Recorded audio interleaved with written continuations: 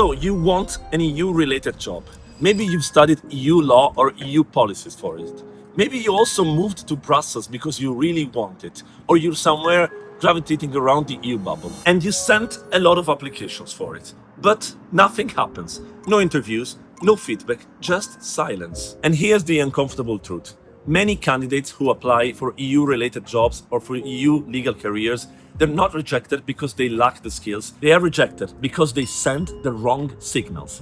And in the EU bubble, the wrong signals, they travel very fast. And after 15 years working in international legal environments and close to the EU bubble, I saw many applications, and I want to walk you through the 5 most common mistakes. And some of these mistakes because I've made them myself. Hi there, my name is Frederick. I'm a lawyer based in Brussels, Belgium, and I've been working for the last 15 years in international legal environments across Europe. And in this channel, I focus on my journey as an international lawyer, on personal and professional development, and in general on the pros and cons of being a lawyer, with a view to helping as many people as possible follow a similar path if they wish. Now, let's jump right into the video. So, mistake number 1, your motivation letter or cover letter, however you want to call it, doesn't survive the 20 seconds test. In fact, your motivation letter is your first professional signal, and especially in EU environments or in legal environments, people read it very fast. Imagine senior EU officials, partners in law firms, senior consultants, or panel members. They scan applications, cover letters, and motivation letters under time pressure in a very short time. And very often, they spend around 20 seconds to decide whether your profile makes sense. And the most common mistake I see here, having had experience both as a candidate and as a panel member, is the lack of focus, the lack of targeting. Candidates spend a lot of time explaining their background, their journey, their studies, their passions and their interests, sometimes even in a very selfish way, but they lack focus, they lack targeting, they don't explain why they are fit for the role. And in the EU professional ecosystem, in very competitive ecosystems, the first signal you give is often the decisive one. And I remember I once saw a motivation letter by a candidate applying for a competition merger role, opening the motivation letter, the cover letter, by underlining their experience in regional development. Well, that may be great, they may be a great experience you've had, but it just doesn't fit the role and it doesn't give the right signal. So the reader immediately thinks, okay, that's fine, but this candidate is not a competition lawyer, is not fit for the job. And this applies in the same manner even if later in your motivation letter, in your cover letter, then you discuss your relevant experience. You're not just giving the first right signal. So the rule is very simple. In your motivation letter, in your cover letter, the first thing that you have to do in the first paragraph is you must show first your professional identity, second your relevant expertise, third your alignment with the role to which you're applying. You don't have to discuss your life, you don't have to write your biography. I'm sorry to say. Cheers. You have to explain why you're fit for the role. And one more thing, inside the EU ecosystem, people, panel members and managers, they read many applications every year, which means that they recognize recycled motivation letters immediately. So don't do it. Then, mistake number 2. Your CV highlights the wrong expertise. Remember, your CV is not a list of what you've done. For that, you may want to become an academic and list all your publications in case you want to apply for funding. In EU careers, in legal careers, your CV, it's a positioning document inside a certain ecosystem. And this ecosystem is highly specialized. EU affairs, and especially the legal domains, which I can judge best because I'm a lawyer, include many subdomains. For instance, competition, digital policy, tech policies, energy, environment, financial regulation, banking, and so on and so forth. And many professionals, including myself, touch several of these policy areas during their careers. But remember something, selectors, panel members are not looking for generalist profiles. They are looking for people who already belong to their policy community or who are willing to belong to their community. So remember, this is very important. Your CV should be tailored to the role that you're applying to. And I'm not saying you should be lying or changing your CV based on the position you're applying to. For instance, if you don't have competition or digital expertise and you are applying applying to a competition role or to a digital role, you don't have to change it or to lie about it. But if you worked on some of those domains during your previous experiences, you should highlight it in your CV. And I remember someone approaching me some time ago on LinkedIn to have advice about an application for a state aid role within the European Commission, and this person was a very senior profile within a national parliament in one of the EU member states. This person was exposed to ministries, to senior directors, to very important and sensitive policy areas.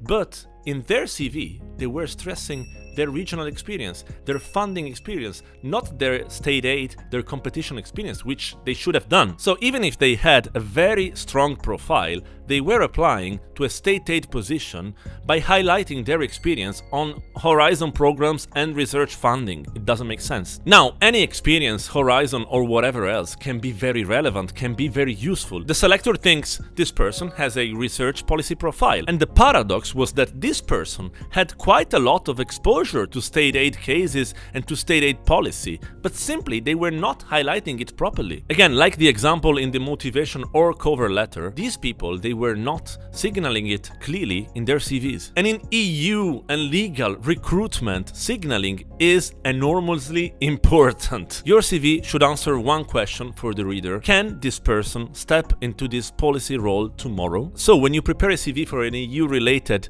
policy job, and you have to prepare it, you have to make it tailor-made, you have to ask yourself, which part of my experience proves that I belong into this EU policy field? Instead of, for instance, asking yourself, what are all of the things that I did during my career path? That is wrong. Mistake number 3.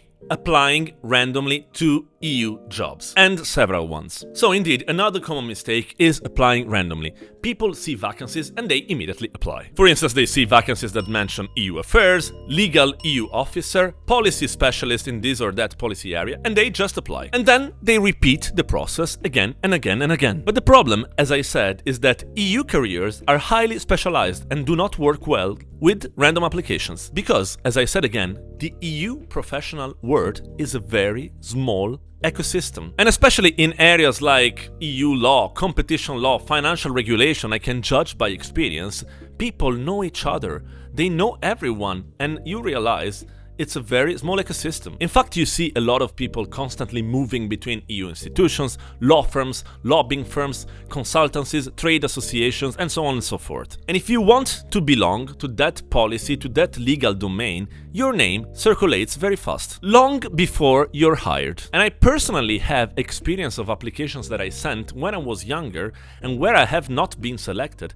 and then I ended up years after to work with the same people, many times. And these people knew me because of those previous interviews, and they could judge already whether I was a serious and competent person. So applications create reputation, they create credibility, whether they go well or not. But random applications, they create the opposite signal. Random applications, they signal lack of direction, lack of positioning, lack of specialization. And in each EU and legal communities, reputation compounds over time. And this also works across different countries, across different EU member states, because in my experience, I met several people, for instance, in conferences here in Brussels, whom I met again in Italy or in London or in Paris, because, for instance, they operated in the very same legal domain. So each application you send should reinforce a narrative. And the narrative is, I want to belong here. This is my field. This is my specialization. This is where I want to be. And it should not instead reinforce the narrative, I try anything which relates to the EU because I just want any EU-related job. Mistake number 4, your language undermines your credibility. And especially in EU and international legal environments, language is a sign of professionalism. In fact, daily work involves legal notes, policy briefings, regulatory texts, internal memos, legal opinions, and so on and so forth. So you should show that you can master your languages. And selectors and panel members, they pay a lot of attention to the way you write and to the way you express yourself. And if your application contains awkward English, unclear formulations, grammar mistakes, then it's a serious problem. And doubts appear immediately in the mind of the selectors. And typically Typical examples I often see as a lawyer are sentences like I followed competition or EU cases. I made legal researches. I was involved in activities regarding European law implementation. You have to pay attention to the way you use these formulations and to the way you write, because this is not correct EU jargon and correct English. They may seem minor mistakes, but in environments where legal drafting and legal precision is part of the job, they matter a lot. Another issue I see, and I understand that if you're not exposed to the EU environments, this is problematic, is missing EU jargon. In fact, EU policy environments use shared terminology. Some examples include the use of terms such as regulatory framework, stakeholders engagement, policy implementation, enforcement practice, and so on and so forth. Unfortunately, and I understand that this is a complicated part, if your language doesn't reflect that ecosystem, you sound like someone who is outside that conversation. And again, unfortunately, recruiters notice it immediately. So you should get used to certain EU terms, to using a certain EU jargon, and to master your languages as properly as possible in line with the policy areas that you want to work in. Then, mistake number 5, and this is to me the most important.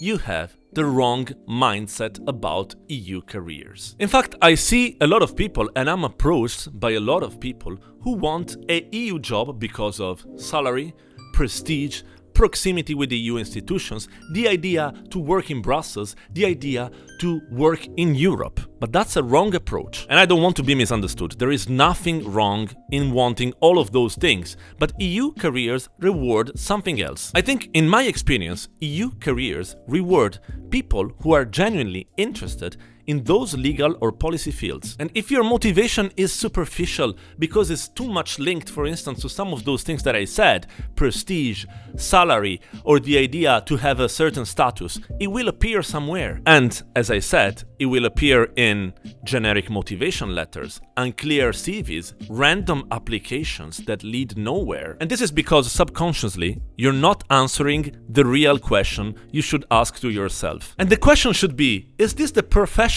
and personal path, journey, and field I want to build my career and my life in? And EU careers, and especially the legal ones that I have experience in, they are very demanding, they are stressful, and they require a lot of specialization, a lot of patience, and a long-term commitment. So if your motivation is not solid, the lack of depth, the lack of assessing your real motivation, it will appear somewhere, whether in the application or during your path. And I'm sorry to say, this is bad news, recruiters, they feel it very quickly. So yes, EU careers, international legal careers in the EU are very competitive, they are demanding, but in my view, they are also predictable. And if you avoid these mistakes, I think that your chances can increase considerably. So again, to summarize, you should avoid these 5 mistakes in your EU-related application. The first one, your motivation letter does not give the right signal. The second one, your CV highlights the wrong expertise. The third one, you are applying randomly to EU jobs. Don't do it. Then, fourth, your language is undermining your credibility, your application credibility. And the fifth one, you're having the wrong mindset about EU jobs, so think about it clearly. So as I said, if you avoid these 5 mistakes,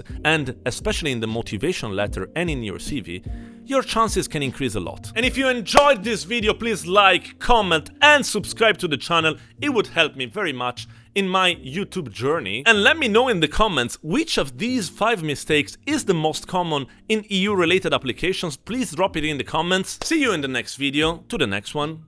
Peace.